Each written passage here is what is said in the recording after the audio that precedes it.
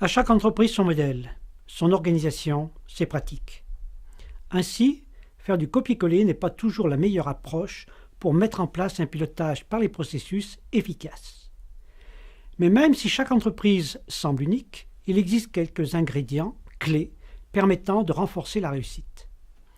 On distingue notamment des bonnes pratiques organisationnelles comme une direction générale engagée et une conduite du changement adéquat. Ces deux points, fortement critiques dans une démarche de pilotage par les processus, méritent une attention particulière et seront donc spécifiquement discutés dans le module dédié à la conduite du changement. Nous pouvons également relever 3 autres points que nous allons aborder ici. La mise en place d'une organisation adaptée, une gouvernance ajustée et un système de pérennisation pour conforter les acquis. Mettre en place une organisation adaptée suppose de trouver des réponses à différentes actions. Tout d'abord, il est nécessaire de déterminer une démarche processus. On ne peut agir efficacement que si on connaît bien. Ainsi, connaître, c'est identifier, au sens de lister, les processus, les affecter en responsabilité et les construire selon des règles internes qui correspondent aux besoins de l'entreprise. Et agir, c'est engager des actions avec les contributeurs concernés, en se fondant sur des indicateurs pertinents visant à analyser les processus, à déterminer les causes qui les rendent en inadéquation avec les objectifs de l'entreprise, à les améliorer ou à les transformer. Enfin, à suivre les résultats obtenus en s'appuyant sur des indicateurs de nature quantitative pour l'essentiel. Il faut également choisir un outil. Fort de la démarche définie, choisir l'outil de Business Process Architecture, BPA, dépend du volume des processus à cartographier et des éléments complémentaires que l'on souhaite gérer en lien avec les processus. Il est très souvent utile d'acquérir un outil disposant d'une base de données de manière à faciliter les mises à jour et à produire automatiquement les informations souhaitées. Dans un premier temps, avec l'outil choisi, l'entreprise cartographie les processus construits selon des normes, des règles qu'elle se donne. Mais les suites d'outils BPM peuvent aller plus loin dans la gestion des processus. Ce point sera abordé ultérieurement. Toujours sur l'axe organisationnel, il est important de définir les équipes qui conduisent les actions et d'expliciter les missions de chacun. Par exemple, le pilote de processus, en lien avec les contributeurs concernés, analyse les processus, décide des actions engagées et les suit.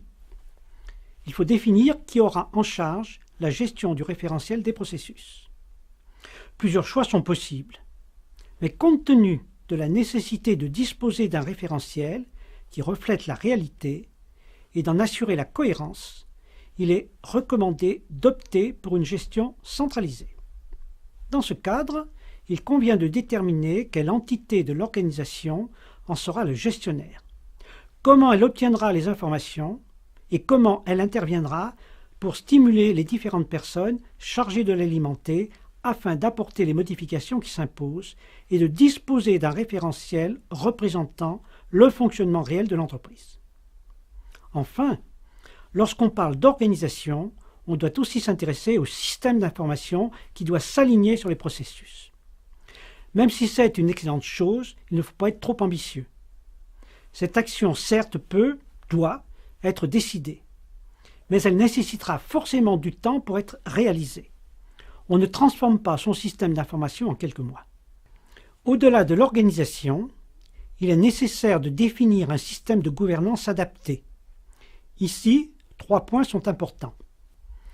Tout d'abord, il faut définir la responsabilité des pilotes de processus. Leur responsabilité sur leur domaine de processus est de niveau global pour l'entreprise et mérite d'être sous le contrôle de la direction générale. Elle touche le fonctionnement quotidien des processus, les actions d'amélioration issues des revues de processus et les actions de transformation générées à travers un plan d'action annuel. Ce dernier garde à être présenté et agréé par la direction générale. Ensuite, il est important de définir les modalités de fonctionnement adéquats qui peuvent notamment concerner le pilotage au quotidien des processus, la gestion des évolutions, le pilotage des projets, la conduite d'une revue de processus, les moyens donnés aux pilotes de processus, l'élaboration annuelle d'un plan d'action processus, le rôle des contributeurs et des opérationnels, l'animation de la démarche, l'évaluation des résultats et l'amélioration continue de la performance.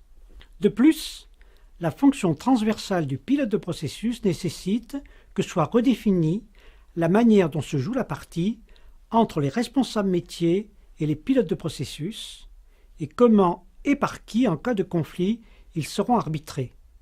Niveau hiérarchique des pilotes et des responsables, voire arbitrage par la direction générale. Enfin, développer une culture client et le travail coopératif est un véritable gage de réussite. Piloter par les processus, c'est mettre le client au centre des préoccupations, faire en sorte que chacun, quelle que soit sa fonction, ait conscience que son action est destinée au client final. Cette nouvelle orientation ne se décrète pas mais s'acquiert progressivement par des actions de sensibilisation, des travaux en commun, des exemples donnés par les managers. Rechercher ensemble les dysfonctionnements et leurs solutions diffère de rechercher un coupable et de se défausser sur autrui en considérant qu'il a tort. Ce changement d'attitude est nécessaire et peut s'apprendre grâce à des actions de coopération conduites par les pilotes de processus. Organisation adaptée et gouvernance ajustée doivent ensuite être renforcées par un système de pérennisation pour conforter les acquis. Quel que soit le scénario, une fois la mise en place achevée, il restera des actions à accomplir. Comme pour une naissance, tout commence après l'accouchement et il convient de soigner, d'assister, de faire évoluer le nouveau bébé.